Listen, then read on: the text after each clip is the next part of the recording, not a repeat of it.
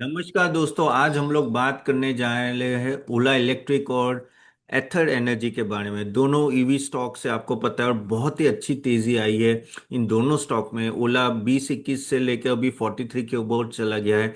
और अगर हम लोग एथर की बात करें तो एथर तो ऑलमोस्ट 200% से ज्यादा रिटर्न दे दिया है पिछले, कहते हैं जब से आईपीओ आया तब से। Just to show you the numbers, अगर आप देखें तो पिछले 3 महीने में एथर ने 46% रिटर्न दिया है और ओला ने 80%। लेकिन एक साल में 220 रिटर्न दिया है। ऑफ कोर्स ओला अभी भी नीचे है क्योंकि वो ऊपर से काफी नीचे आ चुका है। एक समय पे वो 91 के आसपास जब आईपीओ आया था तब, और वो 130 गया और बाद में 20 आया। तो आप देखो बहुत ही वॉलेटिलिटी रही ओला में। लेकिन यहाँ से क्या है, क्या ये जो अभी हमने ये 3 महीने की अपस्विंग देखी है क्या वो कंटिन्यू रहेगी, वो हमें थोड़ा डिटेल में देखना है और समझेंगे बाय सेल होल्ड क्या करना है इसमें।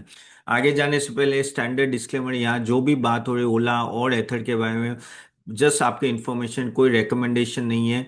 प्लीज अपना रिसर्च करके इन्वेस्ट करना। हम जो रिकमेंडेशन देते हैं हमारे स्मॉल केस में देते हैं। आप चाहो तो आप देख सकते हो, ये CA-tapan.smallcase.com में जाके। मंथली सिर्फ 472 पर मंथ होता है इंक्लूडिंग जीएसटी, 400 प्लस जीएसटी। और आप देखिए रिटर्न भी काफी अच्छे रहे, नो 18-20% इन लास्ट 2-3 मंथ्स। आप देख सकते हो, यहाँ जाके देख सकते हैं।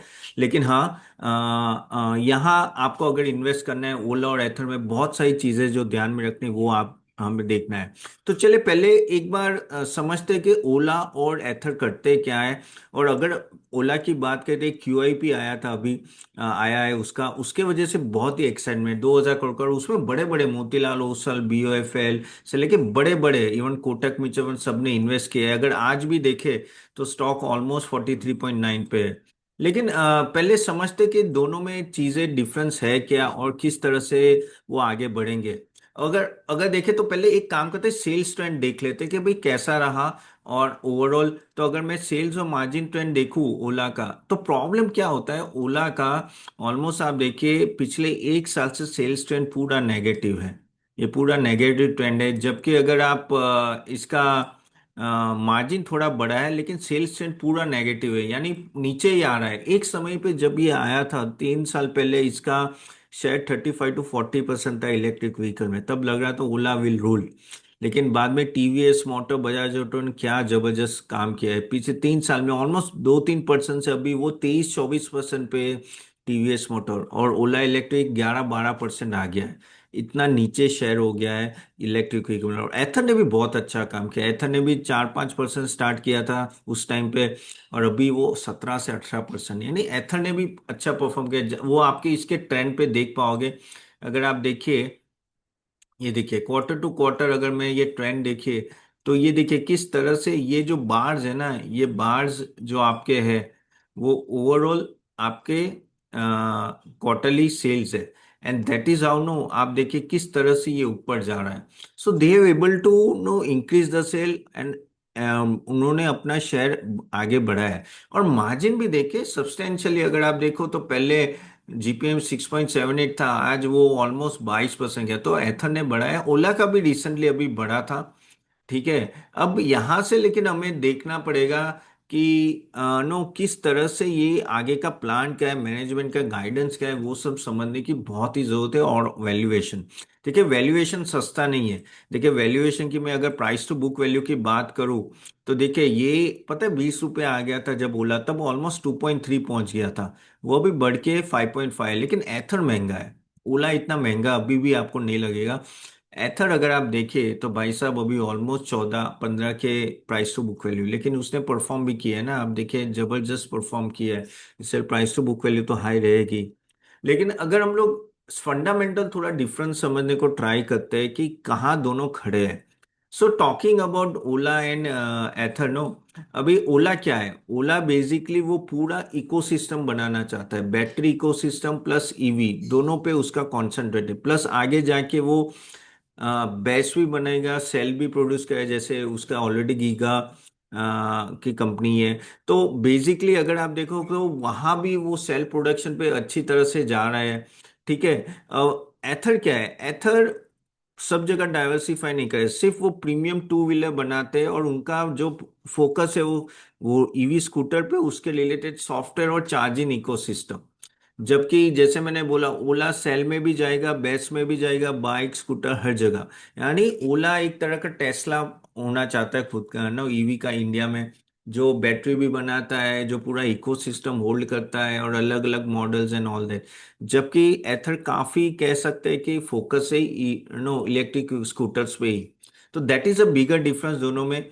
ऑफ कोर्स इनिशियली जब ओला आया तब पोजीशनिंग बहुत स्ट्रांग थी, अभी काफी वीक होती जा रही है। और अभी ऐसी हालत है कि लॉस मेकिंग है, ऐसा दोनों लॉस मेकिंग है, उसमें कोई डाउट नहीं है। मैंने क्यों प्राइस टू बुक वैल्यू दिखाया, क्योंकि पी रेशियो देख ही नहीं पाओगे, दोनों लॉस मेकिंग है। लेकिन अगर आप देखो तो एक ओला बहुत ही नीचे चली गई, अब धीरे धीरे वापस ऊपर आ रही है। जबकि आप देखिए तो एथर का पूरा लिटरली स्केल स्टोरी लग रहा है कि वो धीरे धीरे अपना स्केल बढ़ा रहा है। And that is a thing. अगर बिजनेस कॉम्प्लेक्सिटी की बात करें तो ओला काफी कॉम्प्लेक्स है कंपेयर टू एथा, क्योंकि जैसे मैंने बोला बहुत सारी चीजों में वो इन्वेस्ट कर रहा है। ठीक है। और गीगा फैक्ट्री जो है उनमें बहुत ज्यादा 2.5 गीगावाट का ना उन्होंने सेल प्रोडक्शन का होगा। आगे जाके वो 20 गीगावाट तक खींच सकते हैं, लेकिन अभी 6 गीगावाट की कैपेसिटी है।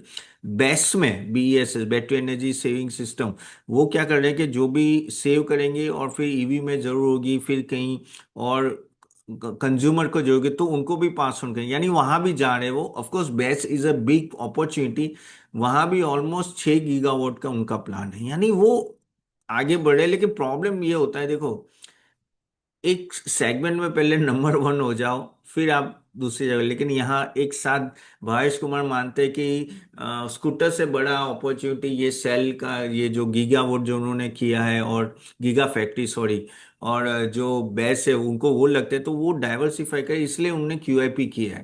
तो आप बोलेंगे तो अपन QIP इतना यानी इतना सक्सेसफुल कैसे है? बहुत ही सक्सेसफुल रहा, बड़े बड़े आए। तो देखो यार, अभी वैल्यूएशन देखो तो बहुत लो है, उसमें कोई डाउट नहीं, ओला ओला का। लेकिन ये सब जो भी इन्वेस्ट किए ना बड़े बड़े इंस्टीट्यूशन, वो क्या सोचे कि भाई फ्यूचर का सोचे कि आगे जाके ये शायद बड़ा हो सकता है। They are taking a risk. लेकिन हाँ, अगर ये एग्जीक्यूट कर लिया तो ये बहुत बड़ी कंपनी हो सकती है। तो वो रिस्क फैक्टर बहुत बड़ा है वहाँ। वो फ्यूचर का देखेगा। करंट में उनको जो 91 130 थी वैल्यूएशन में चला गया था, वो अभी 40 41 में उनको डालने मिला है, तो क्या प्रॉब्लम है? That is what they are thinking अभी। जबकि एथर का क्या है, एथर अभी स्लोली एंड ग्रेजुअली धीरे धीरे बेबी स्टेप लेके वो आगे बढ़ रहा है, लेकिन वो मार्जिन एक्सपेंशन कर रहा है जो जबरदस्त है। And that is what no matters for the stock market perspective. देखिए, आगे 5 साल बाद 10 साल बाद मार्केट इतना नहीं सोचेगा, हाँ जब होगा तब होगा। अभी क्या तू दे रहा है P&L, अभी क्वार्टरली रिजल्ट कैसे है, उसके हिसाब से ज्यादा होता है कंपेयर टू आगे क्या होगा। तो वही चीजें हो रही है अभी। जैसे ओला के लिए सबने देखा कि भाई कस्टमर केयर खराब है, जो उनके सर्विस सेंटर है उसमें कुछ अच्छी सर्विस नहीं मिलती, तो वो नाम ऐसे ही खराब हो गया। करेक्ट। ऊपर से भावेश कुमार ने खुद के शेयर्स बेच के बाहर निकले, क्योंकि उनको डेट रीपे करना था एंड ऑल दैट। तो बहुत सारी चीजें जो कहते हैं ना कि इसमें हो गई, जिसके वजह से परसेप्शन ओला का काफी खराब हो गया। और वो होता ही ना है। देखो, आप अगर आपका जो मेन कंपोनेंट है, मेन जो सेगमेंट है ईवी में, अगर आपका शेयर धीरे धीरे कम हो जाएगा तो फिर कैसे चलेगा? जबकि एथर वहां ग्रो कर रहा था, इसलिए आप देखो 200% से ज्यादा अपने 300 पे आया था भाई साहब ये IPO, और आज 1000 के ऊपर है। तो आप सोचो 3 गुना हो गया है ये। So this is what no कि market will always reward the performance, and that is what is that. अभी हम बोलेंगे कि कौन नेगेटिव है ज्यादा, तो ऑफ कोर्स इबिटा मार्जिन में no Ola is far behind. Ola का काफी नेगेटिव है, बिग रेड है कंपेयर टू एथर। एथर का धीरे धीरे, ऐसा नहीं कि नेगेटिव नहीं, वो धीरे धीरे आ रहा है। अभी भी एक शायद एक आध साल 2 साल लग जाएंगे, लेकिन जब आएगा वहां सर्टेनिटी ज्यादा दिख रही है लोगों को, इन्वेस्टर्स को, कि वहां आ जाएगा, इसलिए उसको प्रीमियम मिल रहा है। And that is what no आपको हमेशा ध्यान में रखना है कि, क्योंकि देखिए, ओला में एक्सपेंशन कर रहे हो आप, QIP करो, यानी आप डाइल्यूट कर रहे हो, आगे जाके भी डाइल्यूट करोगे, आप बड़े बड़े इन्वेस्टमेंट करोगे। क्या पता आपने BES ओपन कर दिया, बेस ओपन कर दिया, गीगा गीगा फैक्ट्री ओपन कर, लेकिन उसमें जो कहते हैं ना कि रेवेन्यू जनरेशन में टाइम लग जाएगा, तो क्या करेंगे? And that is the thing. Okay, that is a thing. So, this is how, and as a investor, let me honest with you, know, one is narrative होता है कि भाई आगे जाके ये करेंगे, और एक होता है कि अभी क्या चल रहा है। तो वो आपको चूज करना है कि क्या करना है। ठीक है। अभी दोनों ट्राई कर रहे हैं कि अपने कॉस्ट इंप्रूव करने के लिए, प्रॉफिटेबिलिटी पाथ दोनों की अभी तक क्लियर नहीं, लेकिन होपफुली आगे जाके एटलीस्ट एथर की तो दिख रही। ओला का भी आगे जाके होगा, स्लोली एंड ग्रेजुअली। अब मार्जिन जो है, मार्जिन भी इन लोगों को बहुत काम करना पड़ेगा, क्योंकि अभी क्या है कि पीएलआई डिपेंडेंसी काफी है। जैसे ओला की पीएलआई डिपेंडेंसी काफी है, और वो उसपे नो, बाय द वे आपके पास कोई ओला या एथर का कोई स्टॉक है तो जरूर कमेंट बॉक्स में डालिएगा कि आपके पास है कि नहीं है, और कब लिया था, प्रॉफिटेबल हो कि नहीं हो। तो मैं ऑफ कोर्स मैं सभी क्वेश्चन का लास्ट में आंसर देता हूँ, आज भी दूंगा। ठीक है। तो आपके क्वेश्चन जरूर डालेगा। तो अभी पीएलआई स्कीम पे नो काफी हद तक डिपेंडेंसी है। एंड वही है कि अगर हम लोग देखें तो आगे जाके पीएलआई कभी ना कभी तो गवर्नमेंट हटाएगी, तो तब जाके प्रॉब्लम रहेगा। तो ओला का ज्यादा डिपेंडेंसी है, इसका भी है लेकिन कम है, एथर का कम है। सस्टेनेबिलिटी कैसे होगी? सस्टेनेबिलिटी होगी तभी जब आप वॉल्यूम के साथ अपना स्कूटर बेच पाओगे, और प्रीमियम स्कूटर, अच्छे स्कूटर बेच पाओगे। ओला क्या कर रहा है कि ओला बल्क में बना रहा है, लेकिन क्वालिटी कहीं ना कहीं खराब हो रही है, and that is the problem which we है नो, उसके साथ हो रहा है। अगर आप देखो तो cash flow and all that ना, उनका पॉजिटिव नेगेटिव होता है। नेट डेट प्रेशर अभी भी, डेट टू इक्विटी इतना बड़ा नहीं है, लेकिन जिस तरह से ओला का एक्सपेंशन प्लान है, आपको थोड़ा देखते रहना पड़ेगा, क्योंकि अभी वहां स्ट्रेस दिखने लगा है, और फंडिंग चाहिए, इसलिए ओला लेके आया है। जबकि एथर अभी भी फंडिंग नहीं, आईपीओ के बेस पे ही चल रहा है, तो वहां उतना बैलेंस शीट में इतनी बड़ी प्रॉब्लम नहीं दिख रही है अभी। होपफुली फंडिंग आने के बाद ओला अपना डेट थोड़ा कम करेगा, और ग्रोथ ओरिएंटेड सेक्टर में वो बोल रहे कि जैसे डालेगा। लेकिन सबसे बड़ी बात जो है कि क्या वो सरवाइव करके एग्जीक्यूशन कर पाएगा, वो सबसे बड़ी बात है। अगर वो कर पाया तो बहुत स्टॉक ऊपर जाएगा, नहीं तो वापस प्रॉब्लम हो जाएगी। जबकि एथर का क्या है कि एथर को मेन चीज यही है कि कैश को डिसिप्लिन की तरह करना है, यूज करना है, आरएनडी अच्छा करना है, और मार्जिन बढ़ाना है, और हो सके उतना जल्दी प्रॉफिटेबल होना है। तो ये चीज है। लेकिन जैसे मतलब कि पाथ वहाँ कंपैरेटिवली काफी क्लियर दिखता है कंपेयर टू अदर्स।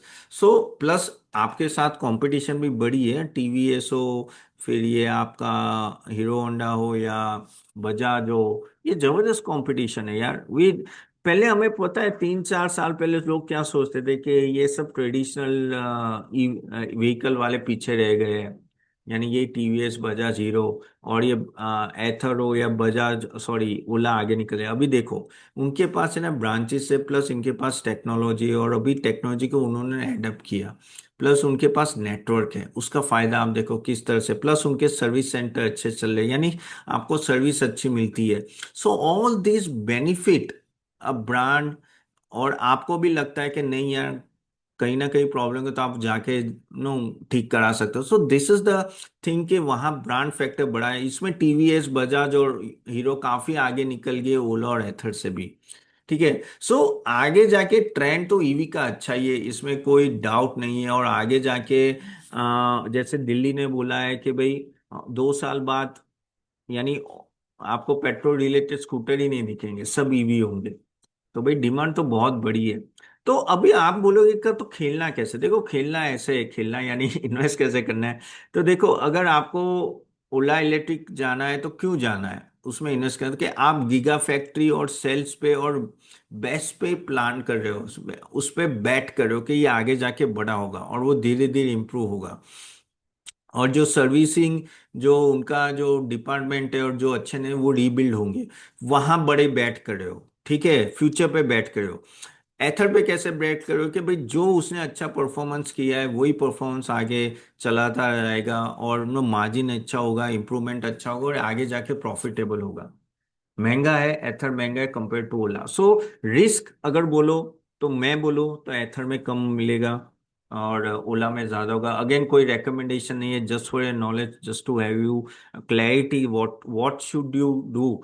क्योंकि आप एक्सपेक्टेशन लेके कुछ और जाते हो, फिर होता कुछ है, correct. So this is what you have to keep in mind. Overall मुझे लग रहा है कि आपको यहाँ हर महीने अगर आपको ये सेगमेंट में डालना है, हर महीने आपको उनके क्वार्टरली, मंथली सेल्स देखते रहना पड़ेगा कि भाई ओला में इन्वेस्ट किया तो ओला क्या मार्केट शेयर गेन कर रहा है, एथर मार्केट शेयर गेन कर रहा है compare to other.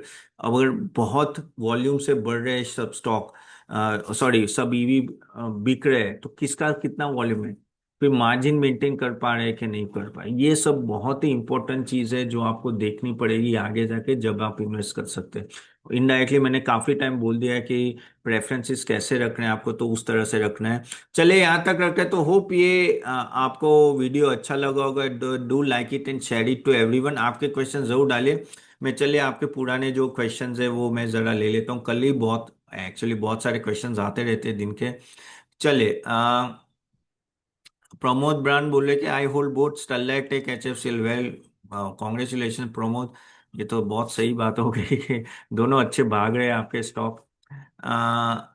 Then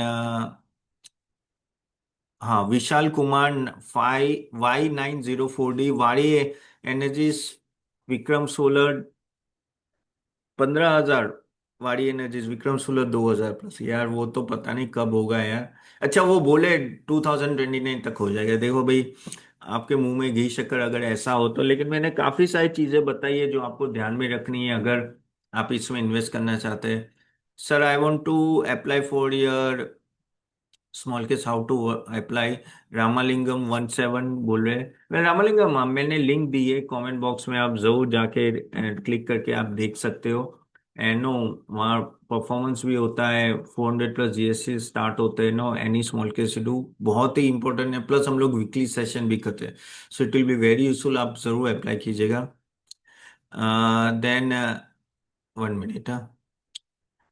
Dhruv Patel 599, sir I have invest in network KNR हिटवेयर KEI अनंतरा G2E। वेल सब ठीक है यार, आई थिंक स्टॉक सभी ठीक है और ये सब स्टॉक चल भी रहे, तो यस प्लीज प्लीज होल्ड करके रखिए। चलो लास्ट क्वेश्चन ले लेते हैं। सर मोशी पे मेरे पास एट 187 होल्ड कीजिए। राजन भाटिया 4460 होल्ड कीजिए इस स्टॉक को, अभी तो अच्छा चल रहा है। बस वही है कि क्वार्टर टू क्वार्टरली आपको उसको सेल्स और प्रॉफिटेबिलिटी का ग्रोथ किस तरह से, क्योंकि वैल्यूएशन को डिजर्व करता है कि नहीं करता है वो देखते रहना है। चले यहाँ तक रखते हैं। So thank you very much for joining guys and I see you soon next time. Bye bye.